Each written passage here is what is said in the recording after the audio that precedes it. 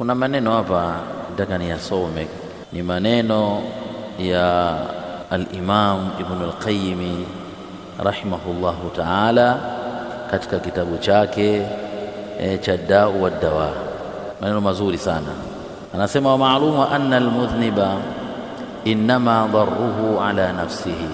Ni jambo ambalo linafahamika wazi kwamba mtu mwenye kufanya dhambi, mtu asi al-mudhniba, innama darruhu ala nafsi, madhara yake mtu anafanya dhambi, afanya maasi, yanarejea kwa kawaida katika nafsi yake. Wa amma al-mubtadi', ama mtu wa bid'a, fadhararuhu ala an-naw'i, madhara yake yako ya aina mbalimbali wazi, ambayo tofautiana na madhara ya mtu mwenye kufanya dhambi. Mtu akifanya maasi, basi huyu madhara yake yanamrejea yeye katika nafsi yake, anapata dhambi yeye kwa peke yake na linamhusu yeye. Ama al-mubtadi' fadhararuhu ala an-naw', ama mtu wa bid'a, madhara yake kwa aina mbalimbali. Wa fitnatul mubtadi' fi asli din, fitna ya mtu wa bid'a iko katika asili ya dini. Wa fitnatul mudhnibi fi shahwa, na fitna ya mtu afanya dhambi, afanya maasi, Muislamu mwenye kufanya maasi katika yale matamanio yake, sawa.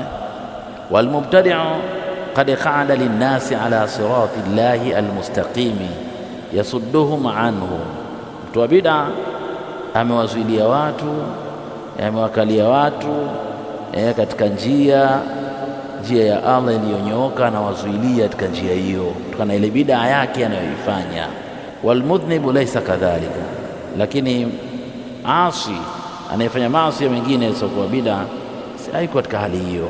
Walmubtadi'u qadihun fi awsafi rabbil wa kamalihi, na mubtadi' yeye anatia dosari katika awsafi la Mola na ukamilifu wake, kwamba Allah subhanahu wa ta'ala hajakamilisha dini hii na kadha, kuna mapungufu. Sasa yeye anakuja anaongeza baadhi ya vitu, anajalia kwamba ni katika dini.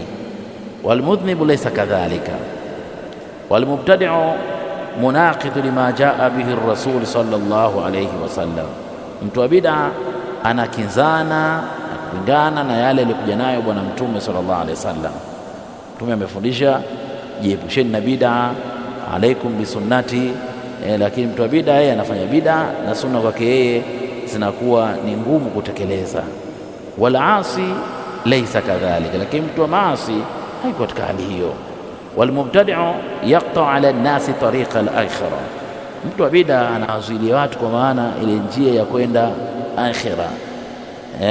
Wala asi bati'u sayri bisababi dhunubihi, ama mtu muovu yeye anakuwa mwendo wake uko mwendo wa chini kabisa kwa sababu ya madhambi yake, bikhilafi al-mubtadi'.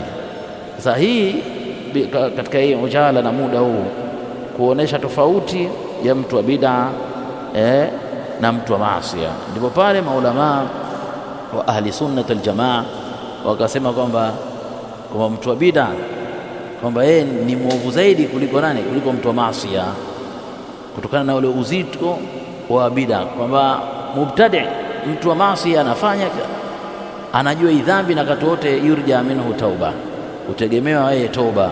Ama mtu wa bid'a yaatakidu annahu ibada, anaitakidi hiki anachokifanya ni kuwa ni ibada, wala yurja minhu tauba, haitarajiwi kutoka kwake toba, kwa sababu lile jambo la bid'a yeye haoni kwamba yale ni maasi.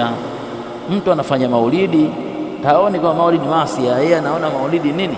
Anaona maulidi ni ibada, kwa hiyo anatubu. Hawezi kutubu.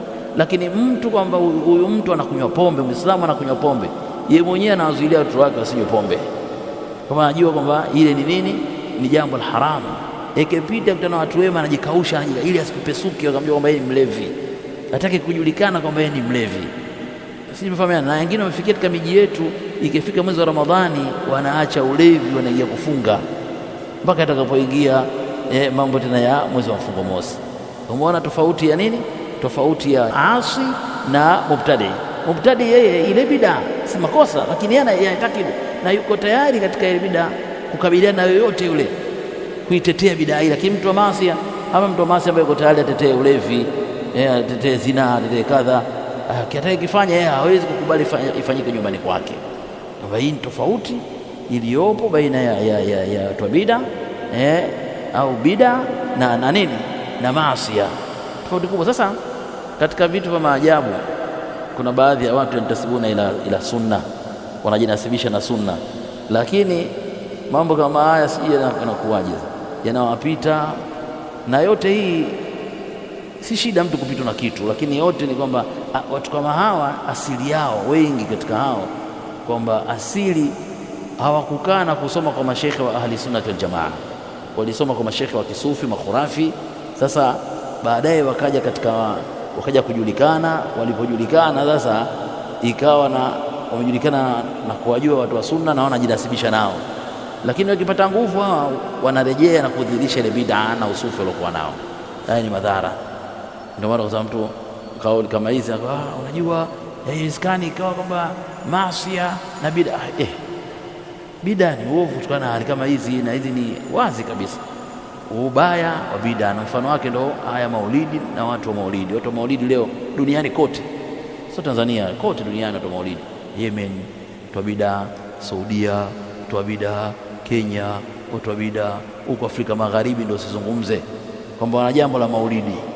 Ukiwaambia maulidi haifai, ngumi, wewe nenda katika maulidi kasema kwamba hii bid'a, watakupiga kweli, watakucha ile kidumbwe shali ya kuhushe kule. Sisi tumefahamiana, kwa sababu yatakiduna annaha ibada, wanaitakidi kwamba ni ibada, wa yuthabu fihi, kwa maana wanapata thawabu aliyakuwa sio ibada. Ile ni bid'a, ni uzushi. Ma anzala Allahu biha min sultani, Allah akushusha dalili ya lile jambo. Alikuwepo jambo la maulidi kipindi cha Mtume sallallahu alaihi wasallam, kipindi cha maswahaba, fi khilafati rashida alikuwepo jambo la maulidi kipindi cha miaka yote 100, 200, 300, 400, katika zama zile za quruni al-mufaddala, jambo hili halikuwepo maulidi. Maimamu wale kina Shafi, makisema Shafi, kina Shafi Muhammad bin Idris Shafi ghairu, hawakujua kila kitu kinachoitwa maulidi. Kikaja kazuka huko na mashia kakianzisha huko na vurugu, kimetiwa katika jamii za Kiislamu. Watu wanaona ni ibada, hata uwaambie nini hawaelewi. Ni kuombea dua Allah ayahdiyahum, Allah waongoze. Tunafahamiana lakini kwamba wanaitetea jambo hilo ambalo lakini kimsingi kwamba jambo hilo mama itakavyokuwa ni jambo la nini, jambo la bid'a na jambo la kujiepusha. Mfano wake namalizia sawa jambo la mwaka mpya wa Kiislamu, sherehe, hafla za mwaka mpya wa Kiislamu. Hizi hafla hizi zimeanzia miaka 2000 kwa hapa Tanzania, zimeanzia Kigamboni kwa makhurafi na masufi wa Kigamboni, ndio walikuanza na mambo ngamia na hivi wameanza.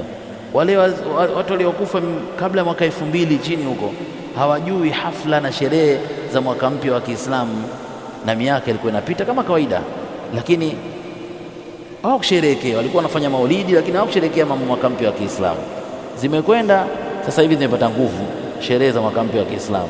Zanzibar kule imekuwa ni siku, sasa ni siku maalum ya mapumziko. Tumefahamiana? Angalia ndani ya miaka 20 jambo lilikuwa sasa ni siku maalum, ni siku ya mapumziko, na hapa wanaomba hiyo ni siku ya mapumziko, siku ya furaha na kufanya hafla. Tunakwenda sisi, tutaondoka, tutakuja watoto wetu, wajukuu zetu huko baadaye, itakuwa kubwa kama mnavyoona ukubwa huu wa maulidi, na watu watakuwa wanatetea. Kuna watu wengine watanasibisha hili furaha hii alifanya Mtume Muhammad sallallahu alaihi wasallam kipindi chake huko mbele huko, kwa sababu ndio bid'a na shari na inaanza jambo la kawaida. Mambo ya zafa na kadha, masherehe, imekuwa ni sikukuu ya nini, ya mwaka mpya wa Kiislamu, Islamic New Year. Na mambo bid'a bwana hata yakae mdomoni, vurugu tu. Umeona imeanzishwa, imeingia katika umma wa Kiislamu katika nchi yetu. Kwa hiyo hii ndio maulidi, na ilianza hivi, lakini imekwenda imetandaa, imepita nchi mpaka imefika katika miji yetu, na leo imekuwa ni vurugu kubwa. Nasallallahu salamata wal afia. Sahabiru Salaf TV, daima haki itaonekana. وما تركت لك الأيام عذرا لقد وعظتك لا